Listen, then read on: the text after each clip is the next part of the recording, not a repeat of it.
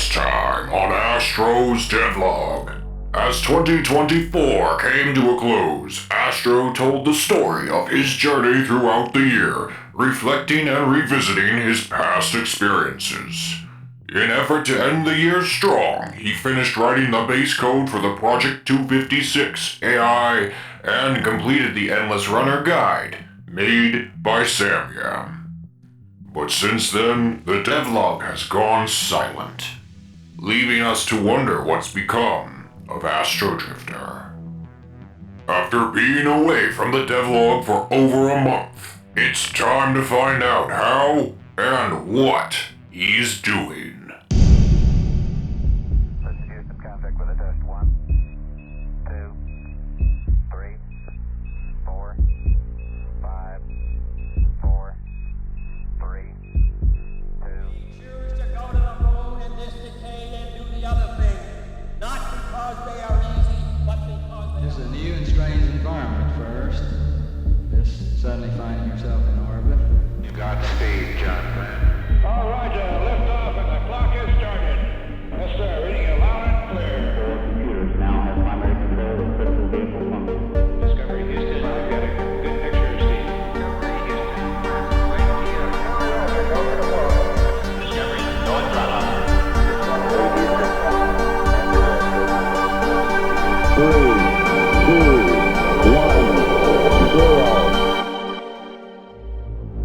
Now playing entry number 11.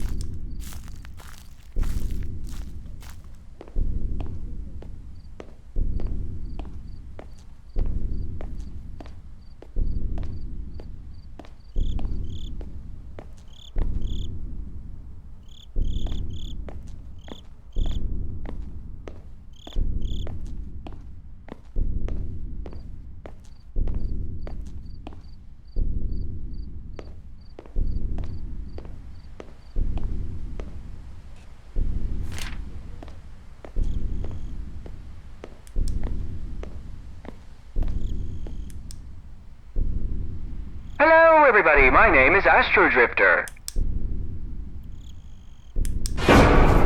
We have a lot to talk about.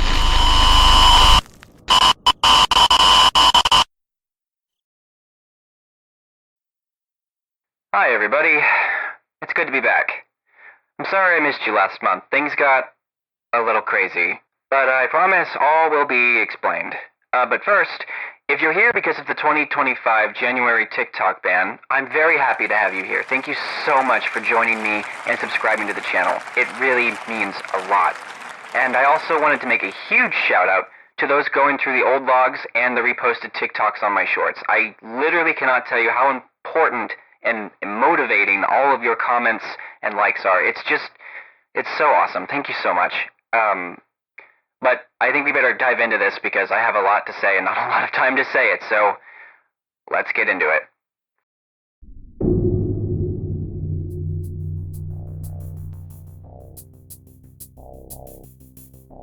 So, last month. Guys, holy sh**. I had so many things happen last month, most of them bittersweet or outright awful. For starters, I finally upgraded my PC. It's been about 8 years since I built my last one, so I was more than a little overdue for a new one.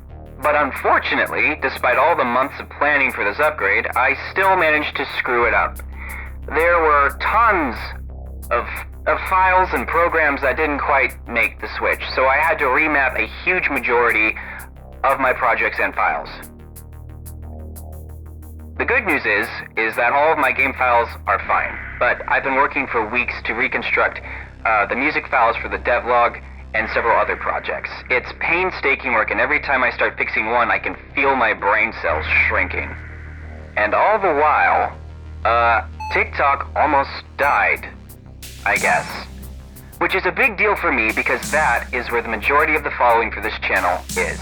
To lose TikTok would be almost like starting the channel over again. No offense to you lovely YouTube viewers, I really do appreciate you, but with a gap this wide, it's hard not to be a little dramatic.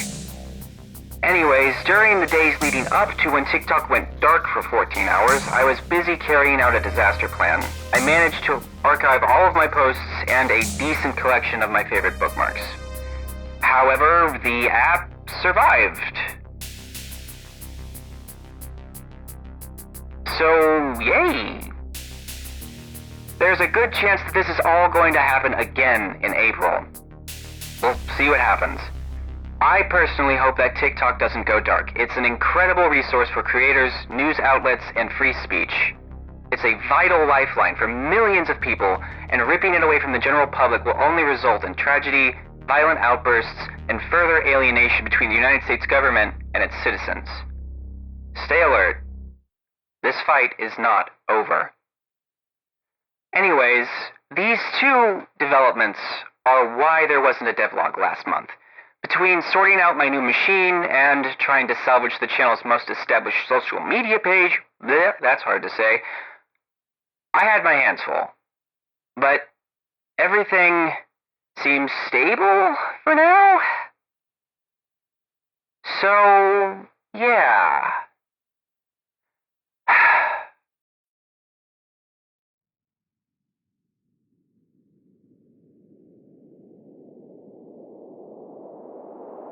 You probably figured I didn't make any progress with all this going on, huh? Well, you figured wrong, bozo. Don't you feel silly? You think the collapse of society can stop the Astro-Drifter? Well, you got another thing coming, buddy, because come rain, come shine, come supernova, the development must flow, baby. And guess what? The current is strong. No, but I have gotten a number of things done since the last one. For starters, the roadmap. Operation Comeback King. As a reminder, I'm navigating down a long list of full-length game tutorials for Unity, in effort to learn and use new features of the engine as well as practice C#. Well, at the start of January, I made some adjustments to the list. I've talked about doing this before, but this time I finally got around to actually doing it. So originally, the next item on the list was going to be User One Productions' horror tutorial series, but it was 35 videos long, most of which were on average about 10 to 15 minutes. And finding that series was still going, I thought maybe I should try something else. And that's when I found something exciting, something all too familiar. I found a series about remaking Slender. Do you remember this? The spookiest indie game of the early 2010s? You know, the one where your objective is to walk through the woods, collect 8 pages, and not get got by this tall and slender fella? I grew up watching Let's Plays of the original Slender. I used to draw pictures of the Slender Man and even write my own short stories. My nostalgia and love for this dusty piece of internet horror could not be greater. So needless to say, I was very eager to get this started. And I'll talk about how that went in a second. But first, I need to talk about one other change I made to the roadmap. After I finished the Heyday series from Tamara Makes Games, instead of diving into the final boss that is that 10-hour-long video course from CodeMonkey, I've decided that I'm going to take a slight detour back to an old friend. Sigurus. You may remember him from these titles.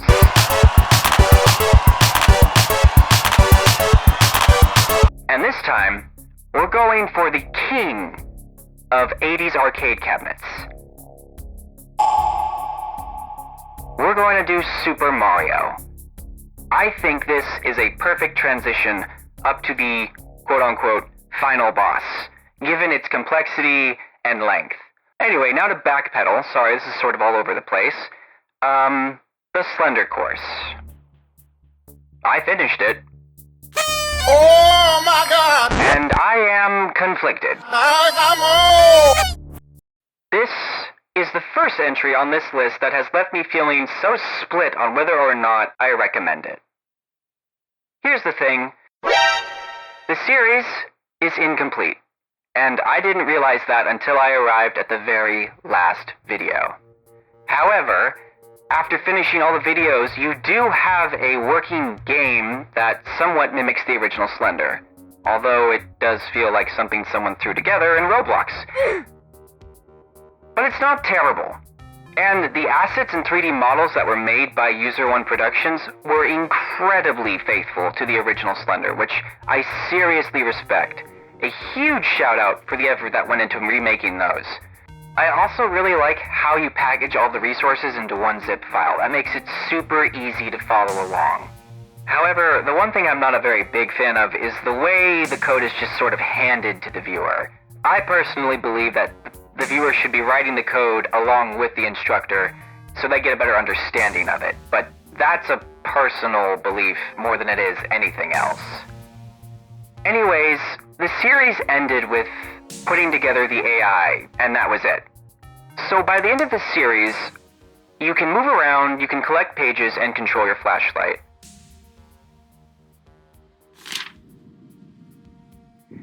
You have an environment that's complete with ambient sounds and details, and then of course, you have the tall fella. And none of this is anything to sneeze at. It all works very well on its own. But there are still a lot of things that aren't here.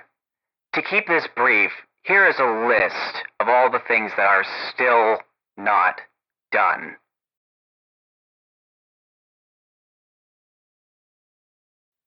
So after I finished the last video, I was left sitting in my chair, my disappointment high and my childhood nostalgia weighing on me like a sack of wet potatoes. And I decided, you know what? No. I'm not gonna just let this end here. I'm gonna fill in the gaps myself, and that is exactly what I did. For the most part. So, from the list, here's what I managed to do myself. Now, I could go back through and knock a few more of these out, but I am satisfied with where I've managed to get this project on my own. And while it's crude and rough, here is my rendition of Slender.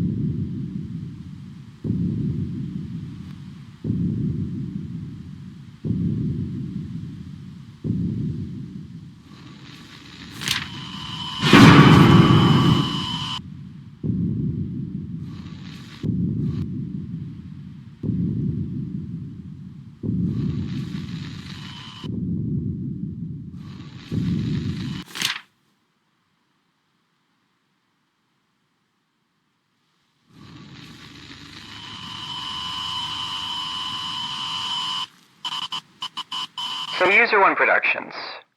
I know this was probably a huge undertaking, and I really want to thank you for making this series. The fact of the matter is, without you, I wouldn't have tried this, and I did get some things out of it. And if you ever get the chance, maybe come back around and try and finish this series. I would love to see how our results differ. I recommend others give this one a shot. Links are in the description for anyone who's interested, but just remember that this is not quite finished just yet, so there are going to be some holes by the end of it. Okay, that was a lot. Maybe take a sec, pause the video, stretch, go get some water, do your taxes, text your mom back. When's the last time you called her? Do you know how she's doing? Don't you care? Don't you want to be a good person? Why don't you call your mom? You don't care? You don't care about your mom? You sick bastard! Call your mom! Call her right now! Call your mother. You need to call your Break's over. Let's get back into it. Alright, so now I need to talk to you about Project 256. You know, the Pac-Man horror game that I'm working on. And oh boy, do I have a lot to say.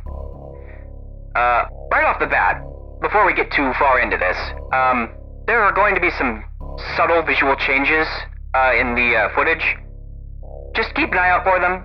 I'll address them eventually, but, you know, if you notice something weird, don't worry, it's not just you.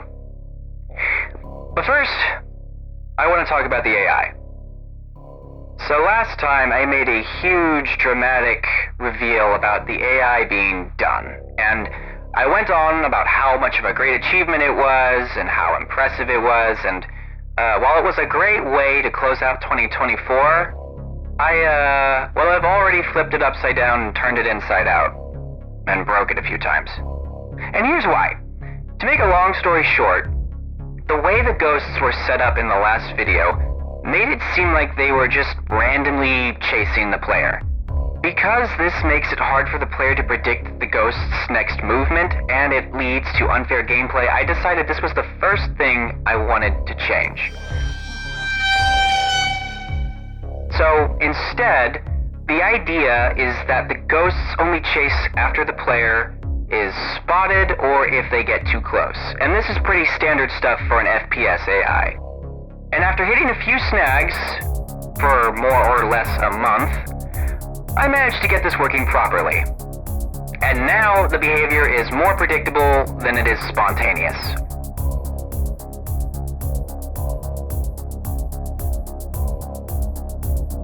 In addition to this, I also made a completely new behavior, though I think I'll keep what it does a secret. All I'm gonna say is don't hang out in long corridors. Besides that, I also finally addressed a few small but persistent issues, like with the player not staying in the center of the hallway.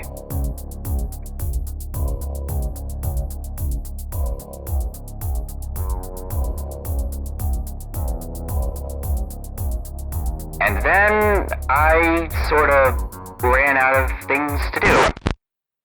It's really odd being this far along with a project. Normally I give up or get bored long before now. Anyways, I realized that with where the AI is at, I could actually focus on doing some visuals.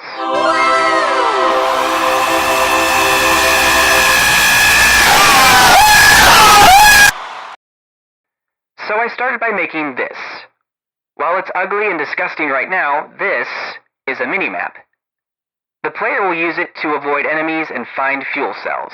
It intentionally refreshes at a slower frame rate to make it feel like the player is using a radar or a CCTV camera to navigate the environment. Speaking of the environment, in case you haven't noticed yet, I've started working on some assets for the hallways.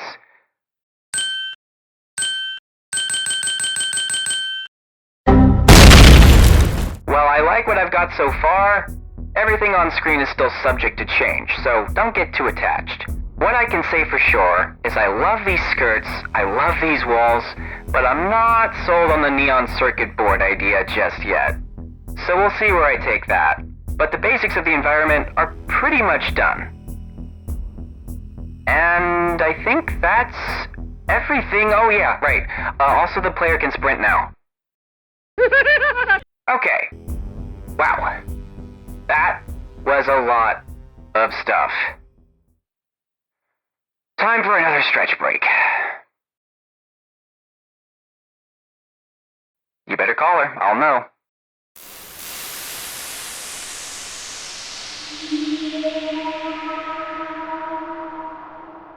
A mountain of things have happened since the last time.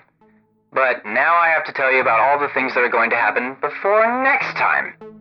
For starters, I am going to be at Planet Comic-Con in Kansas City in costume next month. I plan to hand out cosplay tokens just like at Anime NebraskaCon. Just a lot more of them, of course.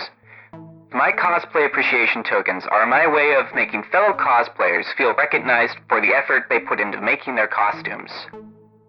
Each one has a QR code that links to a special unlisted YouTube video that is intended to flatter the pants off of anyone who gets one. That is, assuming they were wearing pants to begin with. Expect pictures and updates via the socials while I'm there. The last time I went to one of these, I was gone for a month. And as of right now, I don't plan for that to be the case. March's devlog is just going to be on the smaller side.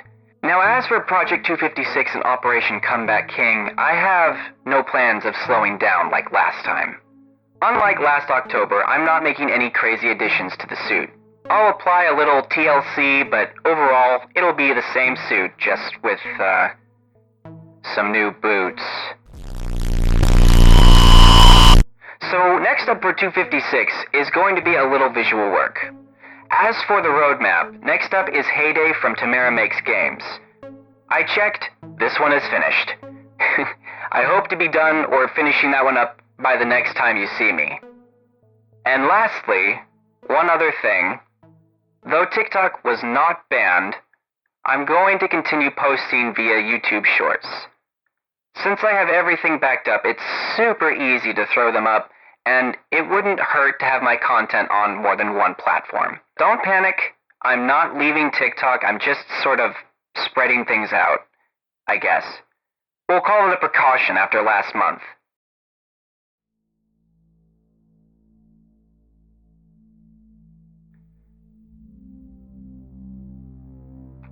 Okay.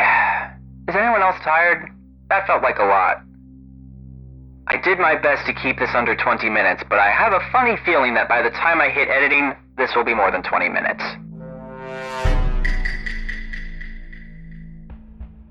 I'm just glad to finally have posted something this year after such a rough start to the year. But it's high tide. I still say this year is going to be a great one.